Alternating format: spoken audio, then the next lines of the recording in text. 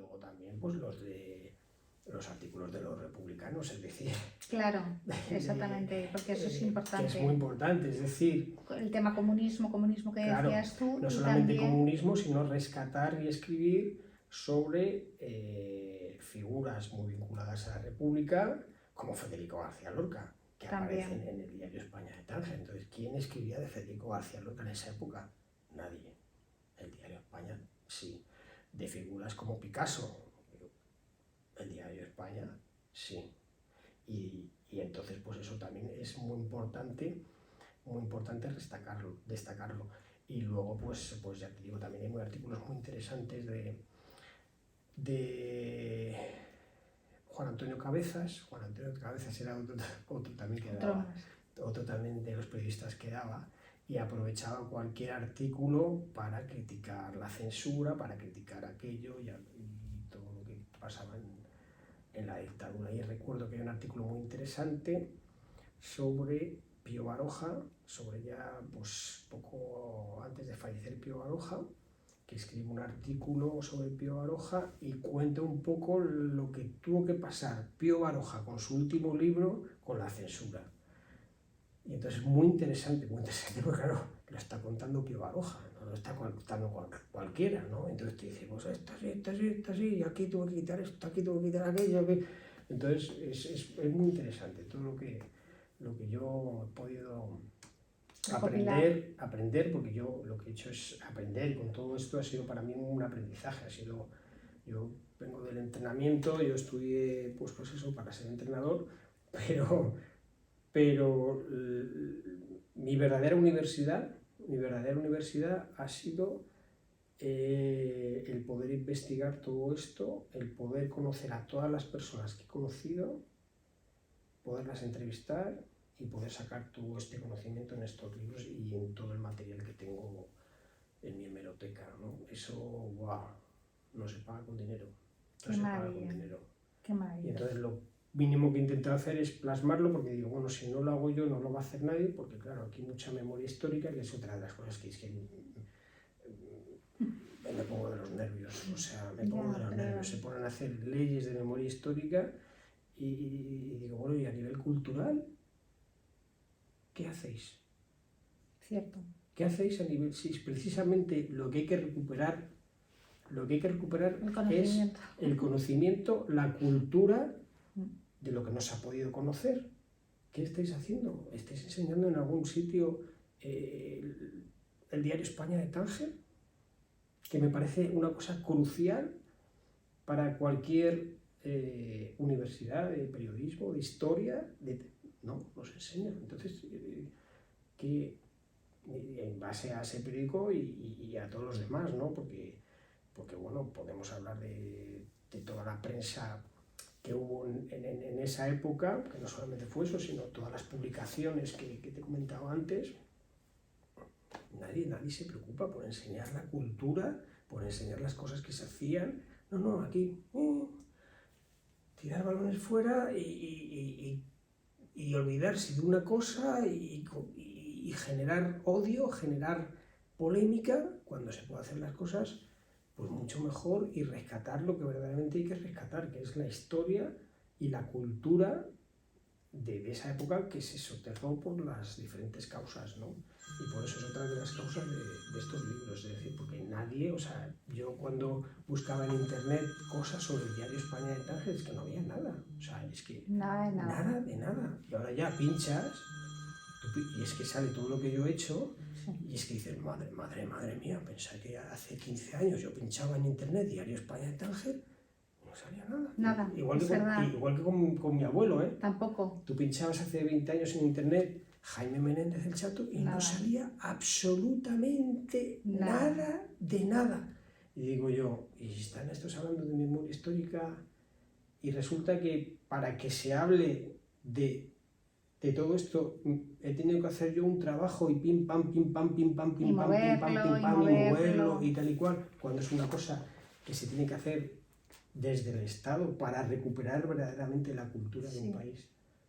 Pues eso es lo que yo ahora me siento muy orgulloso. Es decir, un entrenador personal, resulta que tú entras ahora en internet y pincha que el diario sirve, España de que Tánger. sirve de referencia Claro. Y los fundamental grabé, para una tesis académica, pero aquí está. Y los grabé a todos en vídeo y están todos subidos. Yo tengo en YouTube un canal. ¿Lo tiene? Sí. ¿Y es abierto? Sí, abierto. Yo tengo un canal. O sea que déjame el enlace. Sí, ¿vale? yo tengo un canal en internet. Lo busca. Entonces puedo escucharlos a todos. Puedes escucharles a todos. O sea, yo cuando... ¿Y puedo coger testimonios de tu grabación? Ponerlo sí, puedes cogerlo directamente. Lo que necesites, porque yo era muy consciente, digo, toda esta gente va a fallecer. ¿Y está todo? O sea, porque es que yo, claro, muchos no lo puedo localizar. Sí. Oye, ¿tú conoces a otro que se llama Leopoldo Ceballos o no? ¿Qué pasa? Ese era el nombre que Coello, y el otro que se me ha quedado en el tintero. Vale. Ceballos y Coello fueron los que le proponen a Belvedere fundar el diario España. ¿El propio Ceballos? Sí, Leopoldo, claro. Eran esas dos personas. Es que me han dicho que está muy viejo y entonces no... Lo que pasa es que yo creo que es el padre. Yo creo que es el padre, claro. Es que se llamaba igual, ¿eh? Claro. Leopoldo Ceballos padre. Debe ser el padre, claro, porque... Entonces ellos dos son los que... Es que a veces me falla la cabeza con tanto. Vale. Porque claro, ¿Y tú entrevistas a alguien o no? ¿O Ceballos no estaba vivo? No. Tú no lo pudiste verlo. Yo en lo que he subido a internet, pues tengo a Renato Piñero, tengo a Peralta, sí, tengo a tu padre también metido, y luego a gente que tuvo mucha vinculación con el diario España, por ejemplo Juan Velarde. Ah, bueno, como lector, o sea, lo tienes ahí a Juan Velarde también hablando de claro, España, claro, vale, fenomenal. Claro, luego... Bueno, pues serán testimonios que recoja, claro, ¿vale? Antonio Granados Valdés, que te he hablado antes, sí, también, que este hombre es otro de los grandes olvidados, un poeta, pintor, que se exilió en Venezuela y escritor, tiene unos libros muy buenos sobre sus vivencias, grandísimo intelectual, también fue preso político, fue torturado y demás, pero estuvo justamente cuando se levanta Franco contra la República, el 17 de julio, que es otra de las fechas que yo reivindico, que la gente aquí te habla mucho el 18, pero fue el 17, sí. Porque este hombre estaba allí, Antonio Granados Valdés, y siempre me lo cuenta. ¿Dónde estaba? Yo estaba en Ceuta haciendo la mili. Dice, y el levantamiento se produjo allí. Y dice, yo estaba haciendo la mili allí porque mi primo era el teniente Prada Granados, creo que si mal no recuerdo, que era jefe de una de las guarniciones que había en Ceuta. Y por eso él se fue para allá. Y entonces él se fue allí a hacer la mili. Entonces ahí fue donde se levantan y matan a su abuelo, a su primo o su tío, no me acuerdo bien, yo creo que es su primo. Y dice, que 18, si estábamos allí ya 17 de julio. Y entonces este hombre, como estuvo mucho en África y demás, pues leía el diario España de Tánger. Y era un lector, decía, el único periódico que se salvaba. Dice, el único que se podía leer.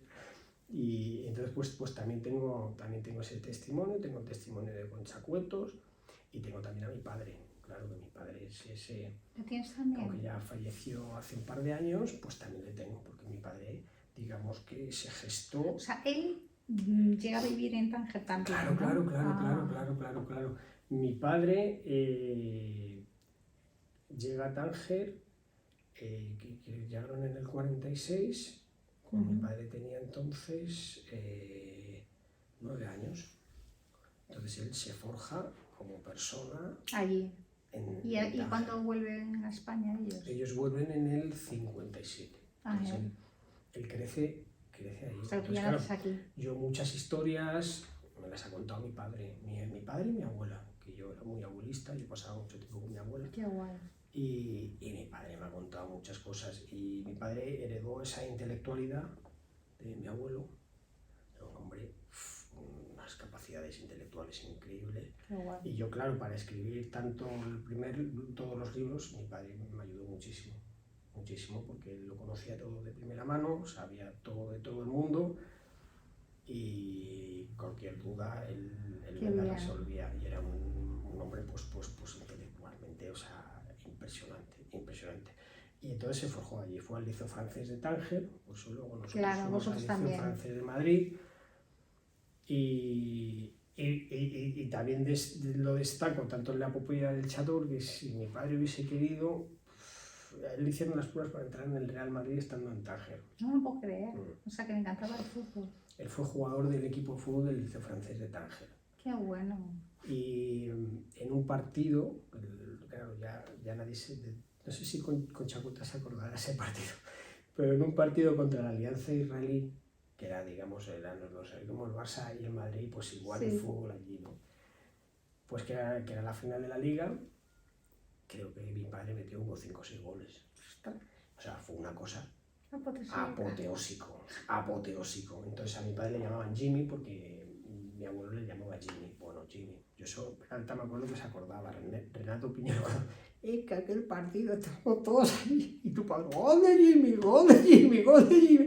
Dice, los israelitas estaban, que madre mía de mi vida. Y claro, eso trascendió tanto que en un momento determinado le quisieron fichar. Entonces él estaba en el equipo del Diario España de Tánger también, pero siendo estudiante del colegio. Claro. Y entonces jugaba en el equipo del Liceo Francés de Fútbol, en el equipo de fútbol del Diario España con todos los adultos, porque era tan bueno. Y luego le ficharon 2 equipos, un equipo que se llamaba el Proton, que era ya un equipo profesional de Tánger, y entonces ya se enteran el Real Madrid y le hicieron las pruebas para el ¿Y qué pasó? Pues que no las pasó, que cuando fue a hacer la prueba estrenó unas botas. Y estaba incómodo. Ya te digo. Qué pena. Dice, me pusieron unas botas que me dijeron, no, estas botas son las que usamos aquí. Yo estaba acostumbrado, cansado. A sus botas. Claro. Y un daño, tal, que no di pie con bola y claro, me dijeron, su hijo no vale. Y entonces pues se quedó ahí. Y luego ya, como él hablaba inglés, la que enseñaba mi abuelo, es otra de las cosas que se han perdido. Es decir, claro, en esa época los padres hablaban todos los idiomas. Enseñaban a los hijos de todo. Eran verdaderos profesores, como te habrá pasado a ti con el tuyo. Y yo imagino, pues claro, si lo hizo conmigo, pues imagino que contigo te habrá enseñado muchas cosas. Pues claro, mi abuelo enseñó a mi padre a hablar inglés, pero hablar un inglés, claro, perfecto. Tan perfecto que se colocó primero en la base aérea de Torrejón, siendo súper joven, en el Strategic Air Command de la base aérea de Torrejón, que luego empezó a hacer pues cursos de perfeccionamiento en la base aérea de Shepard en Estados Unidos, bueno, y luego ya en un momento determinado le contrataron en la Trans World Airlines, que era la compañía norteamericana de aviación entonces más importante del mundo. Y todo eso gracias al inglés. ¿Y se quedó aquí? O sea, se quedó aquí. Sí, porque ellos regresan en el 57. Ajá. Regresan en el 57 porque mi bisabuela se empieza a poner muy mala y mi abuela empieza a decir a mi abuelo que se está poniendo muy mala y que hay que arreglarlo.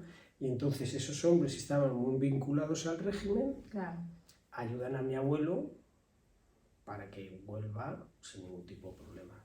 Y entonces vuelve aquí. Vicente Gallego es el que en particular le da trabajo en la revista El Mundo, que es una publicación muy buena y muy interesante de esa época, que yo me acuerdo cuando hice el libro, que entrevisté a Marcelino Oreja Aguirre. Fíjate, esta es una anécdota hablando de lo que estamos hablando de la reconciliación nacional, de cómo se valoraban la intelectualidad de esa gente.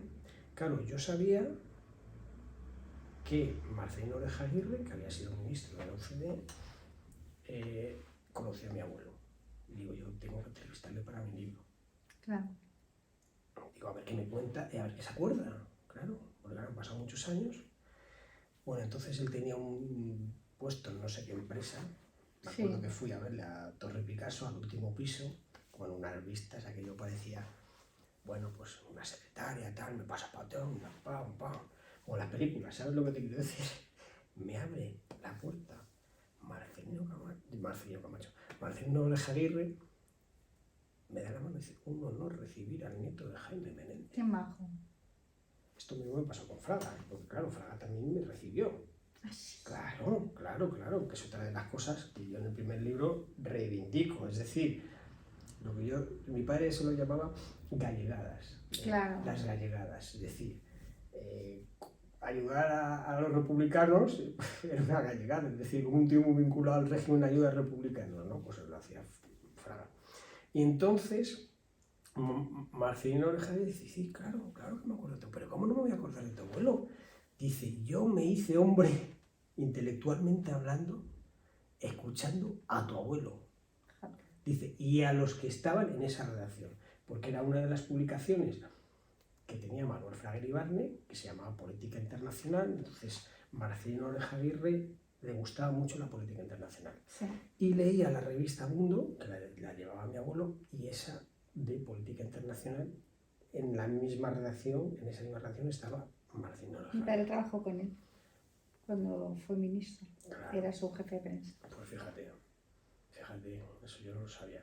Y entonces, claro, que un hombre como Marcelino Orejaguirre, primero eso, y luego te reconozca, que digamos que se dice, yo era muy jovencito, yo no abría la boca. O sea, yo me acuerdo que estaba tu abuelo y otros cuantos en la quinta de tu abuelo, Claro. que eran los únicos que hablaban en el consejo de redacción y empezaban a hablar. Y es que era para callarse y escuchar. ¡Qué conocimiento! ¡Qué cultura! ¡Qué erudición! Dice, madre mía de mi vida, lo que nos enseñaron esos hombres. Y entonces yo le pregunté,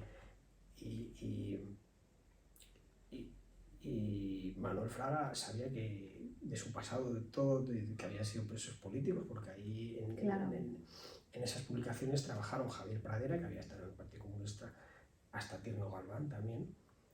Dice, claro, pero a Manuel Fraga, él muchas veces lo decía, a mí, como se ponía, a mí eso no me importa, a mí me importa que sea el mejor. Y yo tengo aquí a los mejores. Y entonces es lo que hablamos, ¿no? O sea, esa reconciliación nacional y eso de valorar a las personas independientemente de lo que fuesen. Y Marcelino Orejaguirre apreciaba mucho a mi abuelo independientemente Qué bonito. de lo que fuese. Y eso, la verdad es que dije, wow, que te lo digo, un hombre como que ha sido ministro, tal cual, pues es muy grato como a otros, ¿no? Que pude entrevistar a un escritor, Héctor Vázquez Azpiri, que pude recuperar, que estaba medio perdido, que escribió una novela que se llama El cura Merino, muy buena, ¿Sí? Pues también estaba desaparecido, ¿no? Y ese hombre igual iba a las tertulias que tenía el diario España de Ángel aquí en Madrid, que tenían las tertulias en una lechería de la calle Infante, si mal no recuerdo. Y entonces ahí se juntaban Fernando García Vela, mi abuelo y pues gente muy jovencita que iban ahí pues a escuchar. Y uno de ellos era Héctor Vázquez Azpiri, claro, y escuchaba a estos señores hablar. Pues nada, yo no hablaba nunca. Incluso alguna vez se pensaban que yo era un espía, porque solo iba a escuchar. Pero ¿qué iba a decir yo con esa erudición que mostraban estos señores? Pues nada más que aprender. Es un poco a mí lo que me ha pasado. Claro, yo luego a posteriori digo, joder, me siento como estos señores, como Héctor Vázquez Azpiri. Pues claro, a mí me pasó lo mismo cuando yo empecé a contactar con todos estos, cuando les empecé a entrevistar. Entonces, con los que hice más migas, pues me iba a verles al Café Gijón. Entonces, claro, yo era ahí un chavalito de 40 años y todos nonagenarios, y la gente se me quedaba así mirando, diciendo, ¿y este qué hace aquí? Y claro, es que era aprender. Te empezaban a hablar de todo su conocimiento, de todas sus experiencias y todo su bagaje, y eso es muy interesante. Y bueno, ya sabes que lo que yo volveré a intentarlo. Sí. Porque yo le pedí, lo que pasa que no me hicieron caso, yo pedí que para tu padre le diesen el premio de la Asociación de la Prensa. Es verdad. Hace 2 años. Eso sería maravilloso. Entonces hice un dossier así de grande. Sí. Y me dije, tiene usted que preparar un dossier. Digo, no se preocupe, yo le preparo un dossier. Y les preparé un dossier.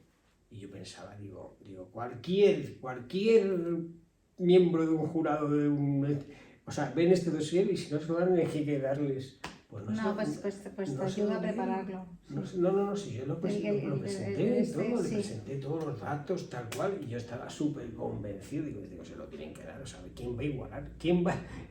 No te digo que lo Qué superes, capullos. ¿no? Como decía, No, y aparte digo, que él fue igualamelo, digo, director también del pueblo, claro, o sea, que digo, también fue otra igualame cuna, esto. claro. Pues no, se lo Increíble. dieron y luego, no me acuerdo a qué se lo dieron, pero pillé un rebote y digo, o sea, que Qué gracioso. se lo dan a este señor, digo, en vez de... Digo, la madre que los... Yo creo que ni se lo leyeron, fíjate lo que te digo. No lo sé, o a lo mejor me equivoco, pero dije, joder, con el bagaje que tiene Manuel Cruz Fernández, o sea... Así que, pues sí, volveré a intentarlo por pesado, a ver si por pesado pues lo conseguimos por eso, porque Sí. me parece que No sé quién merece... es ahora el presidente de la... Sí, o yo la presidenta, estoy, no sé. estoy un poco desligado, Sí. porque estoy también un poco... Sí. Todo esto pues me desilusionó bastante y dije, pero vamos a ver, pero como no le dais... fue el siguiente, estuvo Victoria Prego, pues Sí, después de Victoria. Pues sí, estoy convencido que si hubiese estado Victoria Prego hubiese sido distinto, porque ella es mucho más sensible para estas cosas y hubiese sabido valorar y ponderar y decir, hay que dárselo sí o sí, un premio honorífico, ¿no? Pero bueno, volveremos a intentarlo porque tu padre se merece ese reconocimiento oficial de su gremio, ¿no? Que me parece por donde hay que empezar, ¿no? ¿Ellas quiénes son? Pues mira, ella es mi abuela. ¿O sea, es tu abuela? Ella es mi abuela. Ella es la mujer de Antonio Colón. Carmen. Oye, Antonio Colón, ¿qué tal? O sea, ¿lo tienes ahí también grabado? No. Antonio Colón no me dejó grabarle. Claro, me lo dijiste. Antonio Colón, claro, no me dejó grabarle, me atendió como si fuese de la familia. ¿Y tú lo tienes todo entrecomillado o no? La entrevista sí, lo tengo todo entrecomillado. ¿Pero en el libro aparece así? Yo creo que la entrevista de Antonio Colón, no sé si la tengo en el primero. O por lo menos, en la Epopeya del Chato, por lo menos mucho material, él me lo aclaró bastante. O sea, él fue el que me dijo todo lo de los seudónimos. Entonces, ¿qué hago? ¿Me cojo el otro mejor que este? Te vas a tener que leer... ¿O los dos? Todos.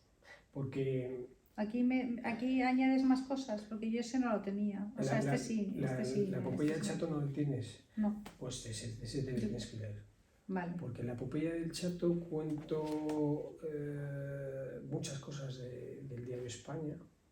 Cuento el día a día en Tánger. Vale.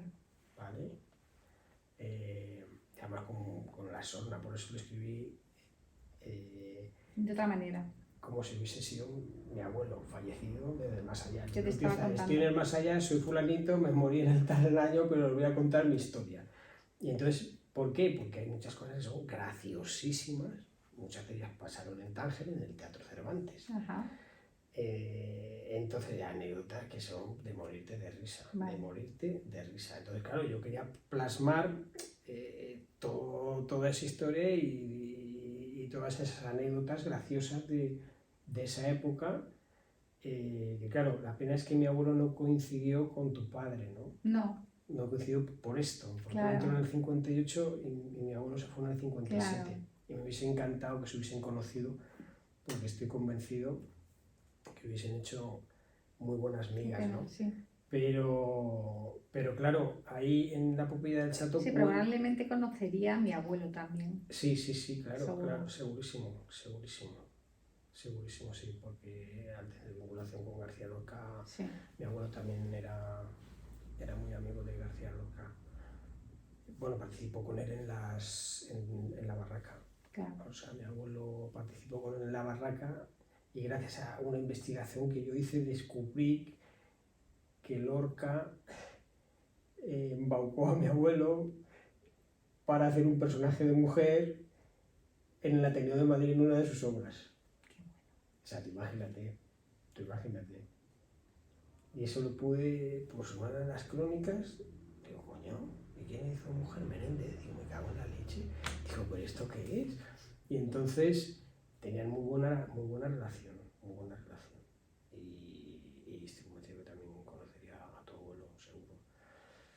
Pero eso, en la epopeya del Chato cuento un poco lo que era el esplendor del Tánger Internacional, donde hacían su vida, las reuniones, las tertulias, los bares, los bailes. Sí, claro. Entonces se bailaba mucho, se hacían concursos de bailes.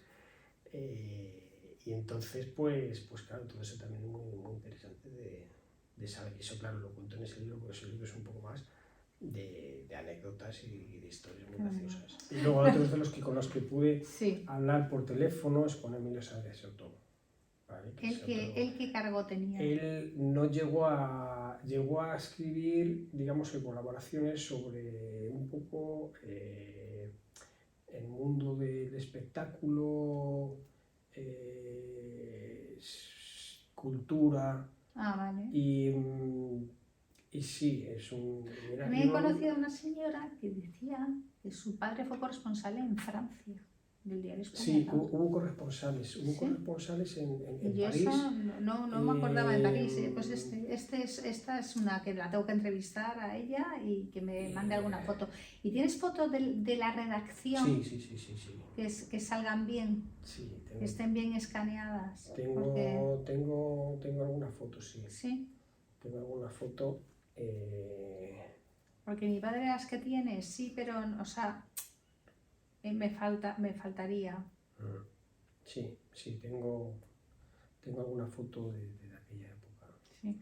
Yo también localicé a Defoe, al hijo de Defoe. Sí, yo también hablé con él cuando fui a Tánger. Pero no me ha mandado, o sea, me ha mandado algunas fotos, pero no las que él ha visto así, ¿sabes? De una manera muy... Muy así, ha recogido. Sí. Y seguro que tiene muchas más. Claro. ¿Con quién? No he podido hablar y había que localizar y no ha habido forma de localizar creo que es la sobrina de Fernando Vela, que es la que lleva ahora todo. Yo sí, la he localizado, pues, la he entrevistado. Pues ella... Yola, ¿no? Sí. Pues Yola tiene que tener todo el archivo fotográfico. ¿No tiene nada? La madre del jodido, manejo de piedra. O sea que tengo yo más cosas. Madre mía. Nada, porque para encontrar fotos de Corrochano y de Vela, y juntos, eran sus abuelos, o sea, no me digas que no, ¿sabes? Nada. Y digo, pero hija, bueno, voy a ver mis primas, y entonces tiene que hablar con las... No tengo ni puñetera idea. Digo, yo no me lo puedo creer, tía. Digo, le digo tía porque es una señora. No me lo puedo creer, yo tampoco. Digo, yo no me puedo creer. Te lo prometo. Aquí, buscando ahí. Yo los tengo todos. Yo en el libro las tengo todas. Claro, yo te he visto todas estas, pero necesito. Todo esto necesito lo tengo digitalizado. Exactamente, porque si no me sirve. ¿Sabes? Así, y tengo. Fíjate. Mira, este es mi abuelo. Ahí está.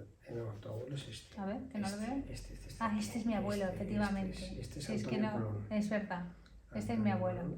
Y mi padre tiene que estar por ahí. Tu padre está aquí. Ahí, míralo. Al lado de Tavio. Y este es mi padre. Tu padre y Vicenta. Entonces, ¿ves? Yo los tengo. Sí, lo tengo todo con esta calidad. Bueno, de otra publicación que ahora veo esta foto es el suplemento de Don José. Porfa, sí. Pues si lo tienes también. El suplemento de Don José, que digamos que ahí empezó a escribir José Luis Col. Claro. José Luis Col. Y empezó a hacer sus primeras viñetas Miguel Gila.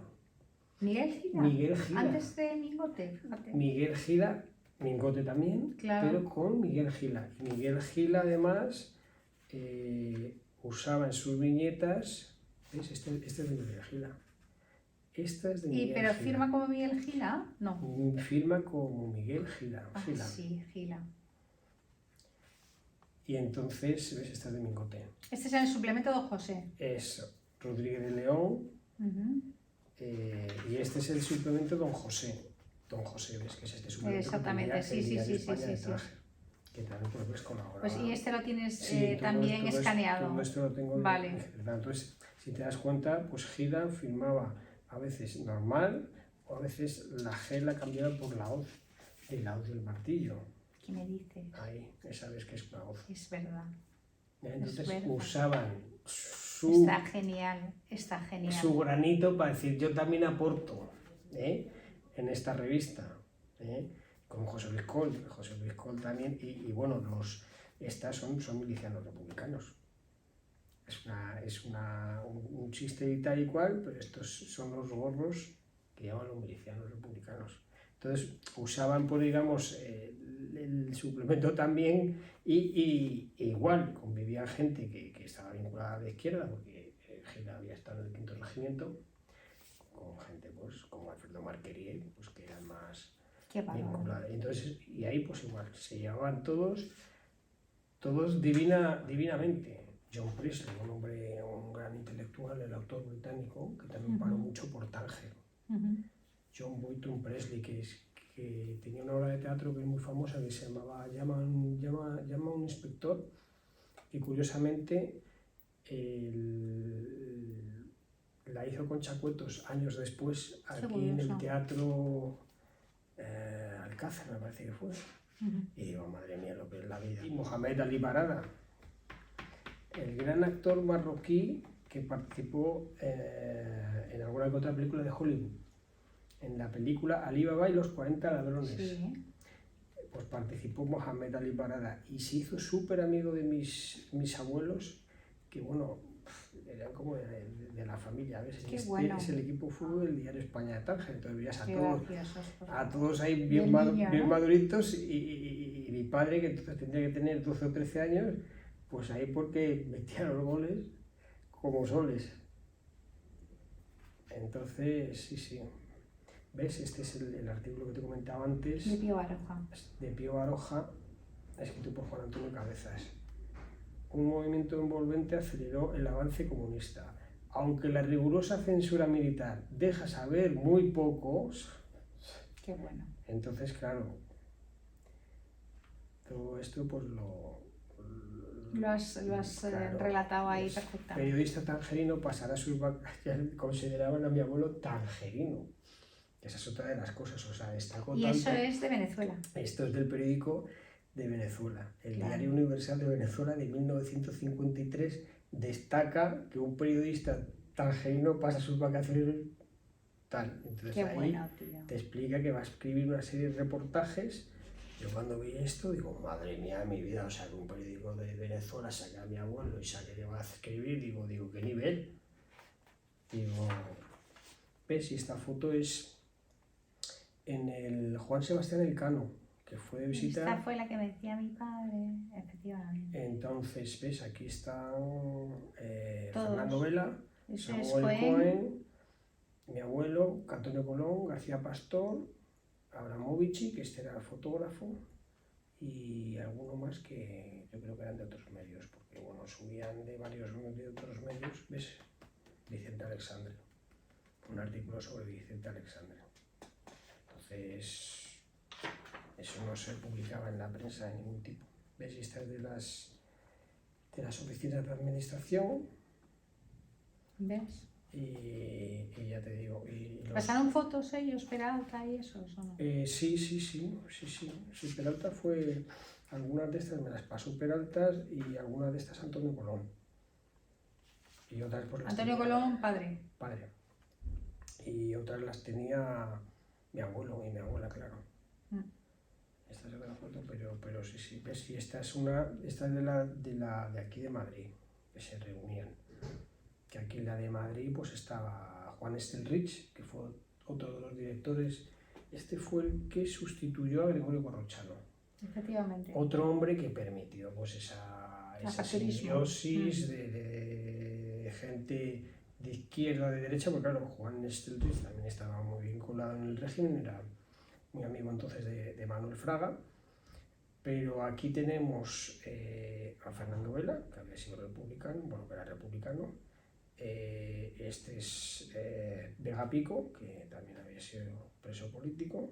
Goico Aguirre, preso político. Juan Antonio Cabezas, preso político. Sergio Neva, preso político, con Juan Estelrich. O sea, ahí no está tu abuelo. Aquí no está mi abuelo, ahí no está mi abuelo.